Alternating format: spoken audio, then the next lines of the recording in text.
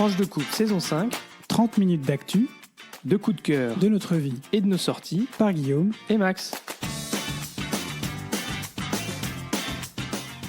Bonjour, bonsoir, nous sommes Max. et Guillaume et on est ravis de vous retrouver pour ce 11e épisode de la saison 5 de Tranche de coupe qu'on va tout simplement intituler Le 100e. le 100e.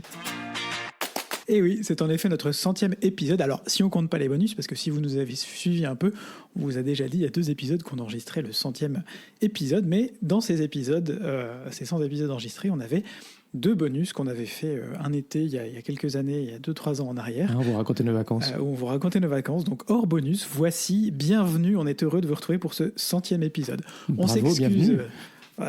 Oui, bienvenue comme d'habitude.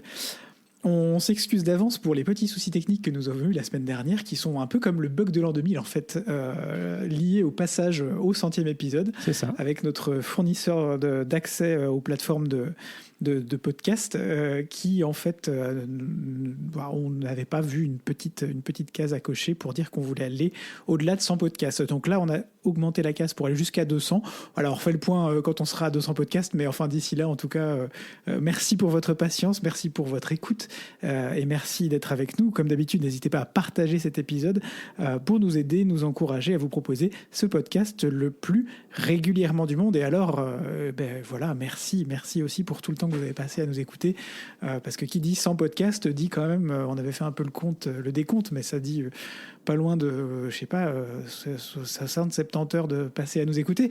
Si vous nous aimez tant que ça, sachez que ça nous touche beaucoup. Ouais, et puis même si vous êtes, si vous nous avez rejoints en cours de route si vous nous écoutez qu'une fois de temps en temps, on vous en veut pas. On est super heureux de vous avoir à bord aussi. Et puis si c'est la première fois que vous nous rejoignez, bienvenue. Et on est ravis de continuer à vous proposer ce podcast. Et on arrive bientôt, Guillaume, au 6 000e téléchargement. On n'y est pas encore, on le fêtera dans aussi. 50 épisodes. 50 téléchargements, on sera au 6 000e téléchargement. Autant dire que d'ici la fin du mois de février, on risque de passer le millésime. Alors Max, pour commencer ce 100e épisode, tu vas nous parler de notre cible favorite ces temps-ci, notre ami orange et blond. Dans la rubrique Actu, effectivement, le premier Actu, elle concerne notre cher ami Donald Trump. De l'autre côté de l'Atlantique, on s'est dit que il y avait suffisamment d'informations d'actualité dans ces 15 derniers jours pour vous faire un petit point d'étape. Je sais en plus que c'est pas forcément toujours simple à suivre. Donc le premier sujet, c'est le procès qui opposait E.J. Carroll, qui est journaliste américaine, et Donald Trump, suite à l'agression sexuelle d'E.J. Carroll par Trump. En fait, Trump avait perdu un premier procès contre elle et avait continué, en gros, à dire qu'il ne l'avait pas agressée sexuellement. Et donc, il y a eu un deuxième procès. Et le verdict du procès est tombé durant ces 15 derniers jours. Et donc, Donald Trump a été condamné à payer 83,3 millions de dollars en dommages pour lui permettre déjà de compenser tout ce qu'elle a dû subir, mais aussi pour essayer de reconstruire sa réputation, parce que comme d'habitude avec Donald Trump, c'est toujours all-in pour détruire ses adversaires. Donc il a bien été reconnu coupable de viol si Donald Trump fait appel, parce que vous savez dans le système judiciaire il y a toujours la possibilité de faire des appels, il devra quand même verser l'argent sur un compte bloqué. Donc cette condamnation de 83,3 millions de dollars, ça sera quand même une certaine difficulté pour lui, une grosse épine dans son pied. Le deuxième procès dont on voulait parler, c'est également à New York. Vous le savez, suite aux fraudes fiscales de la Trump Organisation, pour lequel le procureur a demandé une amende de 370 millions de dollars cette fois-ci et l'interdiction de faire des affaires dans l'État de New York. Le juge doit toujours rendre son verdict. Les échéances ont été un petit peu repoussées. On attend une décision pas avant mi-février, ça tombe bien, on est le 11, en raison apparemment de nouvelles découvertes de déclarations frauduleuses. Dans tous les cas, le verdict sera important pour Trump et surtout sur sa capacité financière. Et vous savez que à la fois pour la dimension judiciaire, sa capacité à continuer à se défendre dans les multiples procès dans lesquels il est accusé, mais aussi dans le cadre de la campagne électorale, l'argent est le nerf de la guerre. Troisièmement, vous vous en souvenez peut-être, on vous avait expliqué que certains États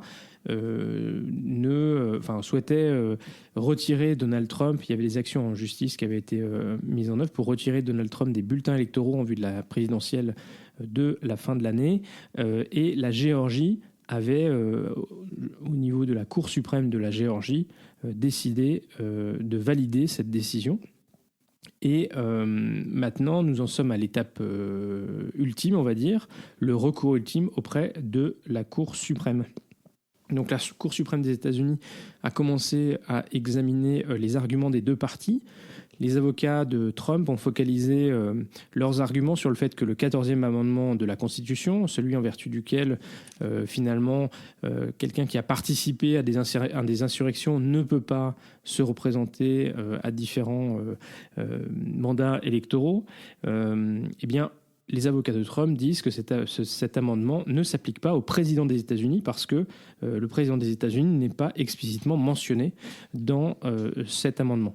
Et si les commentateurs juridiques sont partagés sur la validité et l'opportunité politique d'une telle décision de la Géorgie de vouloir retirer Trump et de prendre cette décision, ils sont nombreux à penser que la Cour suprême voudra éviter de prêter le flanc aux soupçons d'ingérence électorale qui avaient entaché la Cour suite à sa décision en 2000 de donner la victoire à George Bush du Parti républicain sur Al Gore du Parti démocrate dans les élections présidentielles, et ça s'était joué en Floride. Donc une solution serait de juger que seul le Congrès peut retirer un candidat des bulletins électoraux, ce pourquoi poussent bien sûr les républicains pour éviter cette défaite. Alors, la décision de la Cour suprême pourrait également avoir un impact sur le procès fédéral relatif au 6 janvier, puisqu'il s'agit bien au cœur de la décision de la Géorgie de dire que Trump a participé à une insurrection contre l'État fédéral, même si la ligne d'argumentaire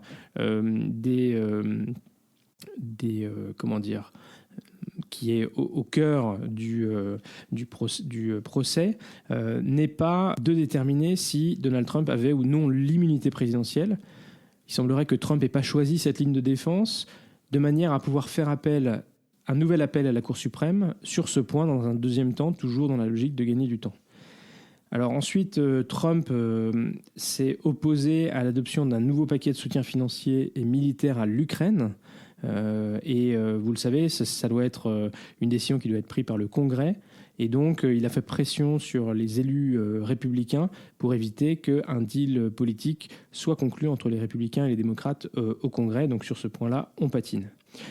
À savoir que cette proposition, elle concerne à la fois l'Ukraine, mais aussi Israël et Taïwan.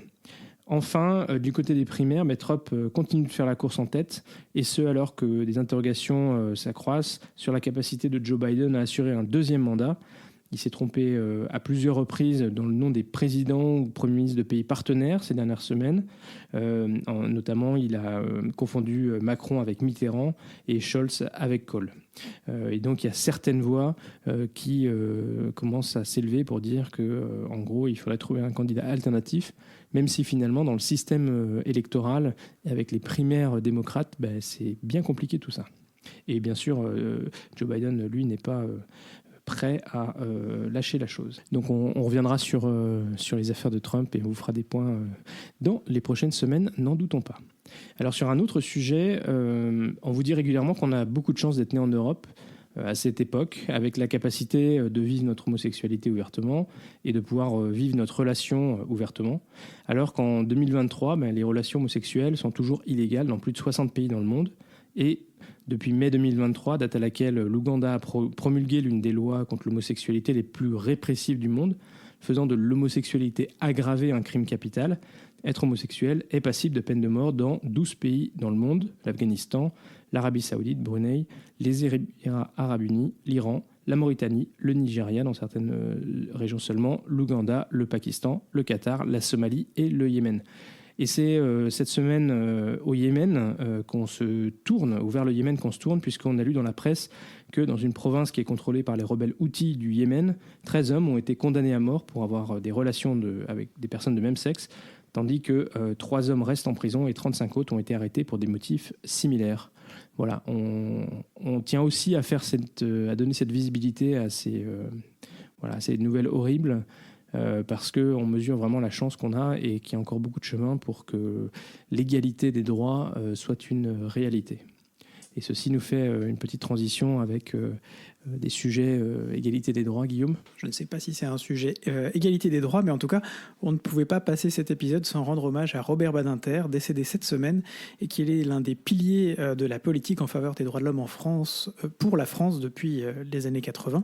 Il a inspiré des générations de femmes et d'hommes politiques et d'associations également. L'occasion de revenir sur la vie de ce grand homme qui finalement représente assez bien ce que toute une génération a vécu, la Deuxième Guerre mondiale, mai 68, les années 80 et la gauche au pouvoir.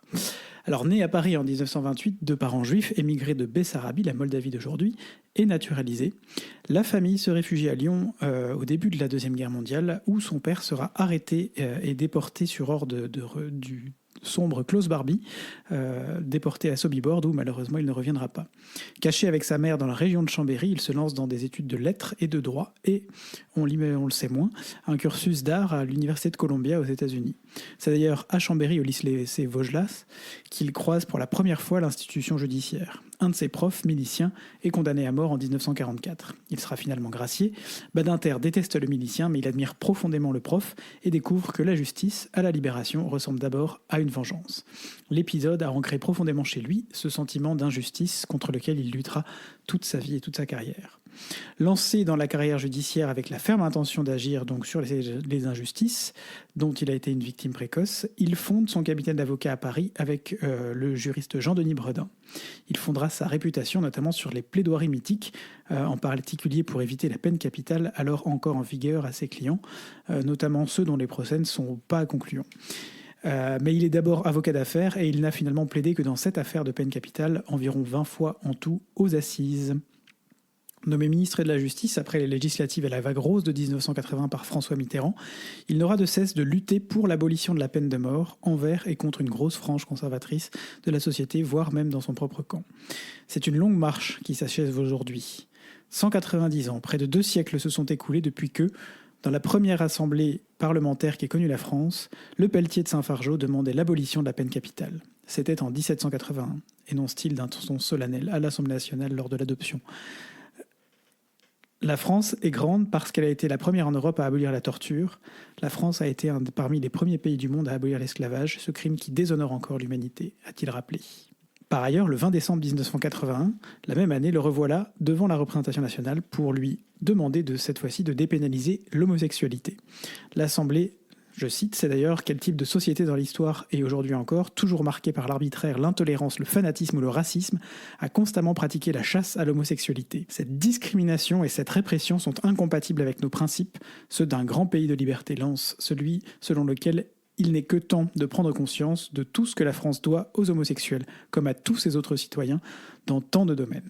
Il est aussi, on l'oublie trop souvent, un ministre soucieux du droit des victimes, parent pauvre du système judiciaire dans ces années-là. On lui doit entre autres la création d'un bureau d'aide aux victimes, une loi pour permettre une meilleure indemnisation en cas d'attentat ou d'accident de la route. Un hommage symbolique lui sera rendu dans un lieu tout aussi symbolique mercredi prochain, 14 février, place Vendôme, au ministère de la Justice, où il aura laissé une trace indélébile. Merci monsieur. Merci Guillaume pour cet hommage important qu'on peut donner à Robert Badinter. Et c'est toi qui nous fais une petite brève. Alors c'est une belgico-européotitude, c'est un petit mélange en fait cette semaine. Voilà, on prend nos inspirations au gré de l'actualité et on voulait effectivement vous parler des virements instantanés. Alors pour vous, ça veut peut-être pas dire grand-chose si vous nous écoutez depuis la France parce que en France, il y a quand même quelques années de retard voire quelques décennies de retard sur le principe de faire des virements pour payer des choses simplement. Hein. Je vous laisse sortir votre chéquier, les gars. Nous, on va aller sortir notre application et scanner un code. Mais enfin, bref, qu'est-ce que c'est que le virement instantané, finalement ? Eh bien, le virement instantané, c'est un virement qui arrive d'un compte à l'autre au sein du système bancaire SEPA de l'Union européenne en moins de 10 secondes. Vous faites un virement depuis la Belgique vers la France, la personne qui reçoit le virement en France ouvre son application bancaire et 10 secondes après, elle voit votre virement apparaître. Alors, ça paraîtrait assez logique parce que finalement, transférer de l'argent d'un point A à un point B, on s'imagine qu'il ne devrait pas y avoir 46 intermédiaires au milieu. Mais c'est un peu plus compliqué que ça. Donc le principe d'un virement instantané, c'est qu'il est censé pouvoir être exécuté quel que soit le jour, l'heure, et que l'argent doit, comme je le disais, arriver sur le compte du destinataire dans les 10 secondes. Le payeur devrait également être informé dans un délai de 10 secondes du fait que les fonds transférés ont été mis ou non à la disposition du bénéficiaire. Donc pour garantir la sécurité, les prestataires de services de paiement devraient avoir mis en place des mesures rigoureuses et actualisées de détection et de prévention des fraudes avant d'éviter que des virements ne soient effectués sur le mauvais compte en raison d'une fraude ou d'une erreur. Parce que ce virement instantané, il est un peu plus risqué, il est considéré comme un peu plus risqué que les virements classiques par les banques. Il y a moins de temps de vérifier qu'il n'y a pas eu de fraude entre l'envoi et la réception. Donc, c'est une demande de l'Union européenne de faire en sorte que d'ici la fin 2024, l'ensemble des banques de l'Union européenne se mettent au diapason et puissent permettre d'effectuer l'ensemble des virements instantanés. Alors, aujourd'hui, ça existe déjà. Certaines banques le font gratuitement. Nous, on a une néobanque en Allemagne, N26, qui les fait de façon... Non, pardon. Je crois que c'est Boursorama, je ne sais plus. Enfin bref, j'ai une de mes 47 banques qui fait des virements instantanés sans me demander et les virements apparaissent tout de suite. Et qui ne me fait pas payer pour. À l'inverse, la néobanque N26 ou notre banque en Belgique actuelle font payer entre 90 centimes et 1 euro pour faire un virement instantané. Ça paraît pas grand-chose, mais finalement, si on applique ça à tous les virements, et on en fait beaucoup en Belgique, on paye toutes nos factures par virement, ça peut vite chiffrer. Et c'est des frais qui, s'ils ont été utiles pendant quelques années, notamment pour mettre en place les infrastructures informatiques nécessaires pour mettre en place ce type de virement, ne se justifient plus nécessairement aujourd'hui. Voilà, donc on sait qu'en Belgique, environ 20% des virements au jour d'aujourd'hui... Oh, mes profs détestaient ça. Au jour d'aujourd'hui. Donc actuellement, près de 20% des virements en Belgique sont des virements instantanés. L'objectif, donc d'ici la fin 2024, c'est d'arriver à ce que l'ensemble des virements le deviennent. Ça va être un challenge pour certaines banques qui ne sont pas encore tout à fait novatrices. D'autres, comme ING par exemple, sont beaucoup plus en avance et devraient pouvoir mettre ça en place de façon plus rapide et souple. Merci beaucoup Guillaume pour cette brève belge étude, mais qui s'applique à l'ensemble de l'Union européenne. Et donc voilà, donc au moins là, d'ici la fin de l'année, ce sera une réalité pour tout le monde. On passe tout de suite à notre rubrique vie de couple. Et aujourd'hui, on va aborder 2 sujets. Guillaume, le premier, c'est le regard de la société sur les gens qui n'ont pas d'enfants. Donc dans la société, aujourd'hui, au travail, dans un environnement familial ou amical, on est parfois, de plus en plus souvent, j'ai le sentiment aussi, à mesure qu'on prend de l'âge, confronté au regard des autres, à des petits commentaires ou à des contraintes liées à notre statut de non-parent. Par exemple, si vous laissez entendre que vous êtes fatigué, on vous rétorquera parfois en référence à d'autres couples que vous n'avez pas d'enfants. Alors franchement, venez pas nous péter les avec votre fatigue, hein, franchement. Ou dans un cadre amical ou familial, l'attention est focalisée sur les enfants, sur les familles.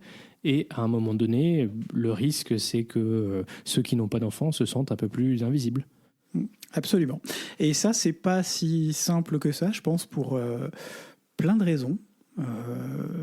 Notamment parce que le fait de ne pas avoir d'enfant n'est pas toujours un choix, même si on lit de plus en plus que dans la société actuelle, il y a les couples font de moins en moins d'enfants, chez des couples, y compris chez des couples hétéros. Ça veut aussi dire que des couples font le choix de ne pas avoir d'enfants. C'est totalement respectable. C'est totalement respectable, mais encore une fois, on revient sur l'invisibilisation. Ça invisibilise aussi toute une partie de ces couples, hétéros et puis évidemment homo aussi, qui peuvent avoir un désir d'enfant, comme on appelle ça aujourd'hui. et pour qui recevoir ce genre de petites remarques, moi j'en ai reçu une encore il y a quelques semaines au boulot, ça fait pas plaisir, surtout quand tu reçois ça à la fin d'une journée où tu as été ou une grosse journée pas forcément très agréable.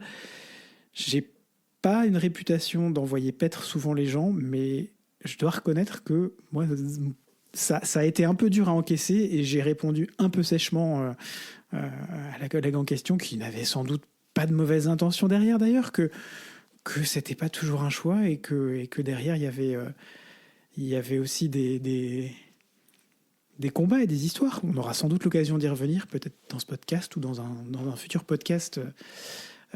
Mais voilà, je pense que c'est quelque chose pour moi, c'est quelque chose d'important d'avoir ce double regard, de se dire qu'il y a le choix de ne pas avoir d'enfants, il y a le choix d'avoir des enfants, et il y a au milieu tous les gens qui sont dans l'impossibilité temporaire ou permanente d'avoir des enfants aussi, et qui sont complètement invisibilisés. Mais dans une société, finalement, les discriminations, elles sont aussi liées à l'invisibilisation, quelle que soit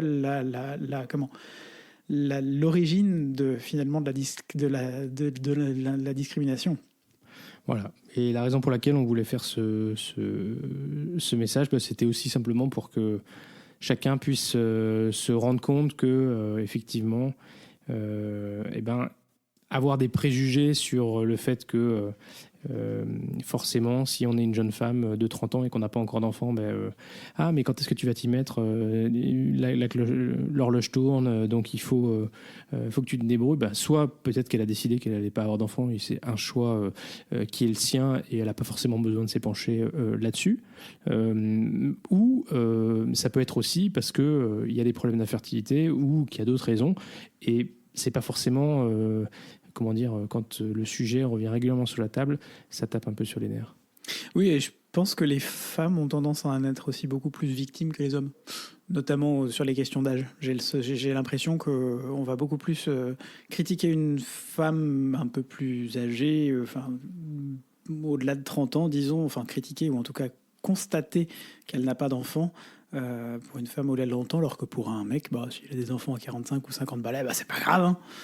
Oui, et puis pour les couples d'hommes, il y a un petit peu encore cette présomption que dans tous les cas, il n'y a pas d'enfant, il n'y a pas de désir d'enfant, il n'y a pas de désir de faire fonder une famille, et donc c'est pas un sujet. Alors que ça peut être un sujet pour certains, et ça peut être challenging, ça peut être une difficulté, quelque chose qu'on vit bien ou pas bien. Et donc c'est bien de ne pas forcément arriver avec ses préjugés sur les choses. Ça fait partie de tout un ensemble de choses auxquelles il faut qu'on fasse attention quand on parle aux autres. Mais ça vaut, comme je le disais, hein, ça vaut pour cette question-là comme pour plein d'autres questions de discrimination. Et après, on va avoir des gens qui vont nous tomber dessus en disant oui, mais on peut plus rien dire. Il faut juste prendre un petit peu... C'est pas une question de plus rien dire. Réfléchissons à comment nos paroles peuvent résonner chez les autres en fonction de leur parcours si on les connaît, en fonction de leur parcours si on ne les connaît pas aussi. Mais simplement, c'est des petites choses. Hein. Je vais presque dire qu'on va en arriver aussi... va en arriver aussi, par exemple, c'est comme l'utilisation de... dans le monde queer, c'est comme l'utilisation des pronoms, c'est comme l'utilisation de l'écriture inclusive, c'est comme c'est passé d'une société où tout le monde est pareil et tout le monde est uniformisé. Il y a un modèle à une société où il y a plusieurs modèles. Il y a plusieurs modèles de famille, il y a plusieurs modèles de relations, il y a plusieurs modèles de personnes. Voilà, et on est tous différents. Et c'est aussi ce qui fait la richesse de la société dans laquelle on vit aujourd'hui. Et on ne peut que faire avancer cette société si on est vigilant petit pas par petit pas à ce qui s'y passe. Et ça ne veut pas forcément dire que du coup on doit ne plus aborder aucun sujet pour respecter les personnes, mais la manière dont on demande les choses. Tiens, et toi, est-ce que tu as un projet ou tu as des envies de fonder une famille, ou est-ce qu'au contraire... c'est la manière dont on pose la question plutôt que de poser la question avec ses yeux et de ce qui est logique, de ce qui est attendu, de ce qui est le modèle dans lequel, avec ses yeux, on voit les choses. Je pense que ça fait beaucoup de choses. Voilà, c'était pour le coup, on sait que cette rubrique Vite Coupe, parfois, elle est un peu, on donne des choses qui sont plutôt liées à notre actualité. On a parlé de nos vacances. Là, on est rentré dans quelque chose d'un peu plus personnel. On espère que vous apprécierez aussi qu'on vous partage ça. En tout cas, nous, ça nous a fait plaisir de partager ça avec vous. Et pour terminer, on a une petite rubrique ciné-gay. Et Guillaume, tu nous parles d'une série américaine qui s'appelle Fellow Travelers. Fellow Travelers, c'est un récit en fait d'un fonctionnaire, l'histoire d'un fonctionnaire homo au sortir de la Deuxième Guerre mondiale. Alors, il faut savoir qu'aux États-Unis, un peu partout à cette époque, mais notamment aux États-Unis, le McCarthyisme, qui, avec sa lutte contre le communisme et contre les homosexuels, a laissé des traces parfois assez sanglantes, en tout cas assez tragiques, de toute une période pendant 20-30 ans, pendant lesquelles il y avait une véritable chasse aux sorcières vers les communistes, mais aussi vers les homosexuels. Et donc, Fellow Travelers, ça nous montre, c'est un peu le récit de cette société, de comment les homos se sont se sont volontairement le plus possible invisibilisés aussi à l'époque pour éviter d'être virés de la fonction publique, de se voir complètement ostracisés, de se voir, parce que si on le savait, de perdre une réputation, de ne plus avoir de réputation, on va dire pure, entre guillemets, qui leur permettait notamment de travailler ou d'avoir des bons jobs à l'époque. Et puis, tout ceci est très romancé. On commence avec ce McCarthyisme, on finit dans les années 80 sur les années SIDA. Donc c'est une série assez dure, c'est une série qui est pas simple, qui est graphiquement très belle. Ils n'ont pas pris les acteurs les plus moches non plus pour jouer, donc ça peut être un plus aussi. Voilà, je vous laisserai juger de ça ou pas. Mais c'est une série qui est quand même relativement bien faite, en ceci qu'elle elle ne rentre pas dans une caricature absolue. Encore une fois, on est dans une histoire romancée, donc on doit toujours mettre. Voilà, il y a toujours besoin d'y mettre quelques touches dedans. Pour autant, si jamais vous avez l'occasion si vous êtes intéressé par le sujet, j'ai envie de dire, et que vous avez l'occasion de la regarder, elle a été créée par Ron Niswainer, qui est d'ailleurs scénariste de la série Homeland, mais surtout avant du fameux film avec Tom Hanks, Philadelphia, qui est un des premiers films qui ait jamais parlé de ces années SIDA et de la complexité de ces années SIDA. Donc il y a vraiment derrière toute cette trame, toute cette histoire qui nous touche aussi particulièrement en tant qu'homosexuels et qui peuvent nous toucher aussi en tant qu'êtres humains vivant dans une société qui a énormément évolué au cours des 40-50 dernières années, ayons-en conscience et sachant protéger aussi tous les droits qui ont été acquis, parfois de haute lutte, au cours de ces dernières décennies. Et c'est finalement assez fou de voir que c'était il n'y a pas si longtemps que ça quand même, c'était après la Seconde Guerre mondiale, de voir aussi un peu ce volet. Fellow Travelers, ça nous montre une société qui est toujours en discrimination vis-à-vis des populations noires. C'est la chasse aux sorcières, donc contre les communistes, contre les homosexuels. On voit McCarthy et toutes les auditions au Sénat qui avaient lieu, et puis finalement sa chute. C'est aussi lever un voile sur l'histoire américaine dont on a pu entendre parler, parce qu'on n'a pas entendu parler tellement de la chasse aux homosexuels quand on était à l'école, mais la chasse aux communistes, oui. Plutôt, ouais. C'est peut-être une erreur d'ailleurs, mais je sais. Ouais. Mais voilà, en tout cas, très chouette série. N'hésitez pas à la regarder. Elle a eu de très bonnes critiques également.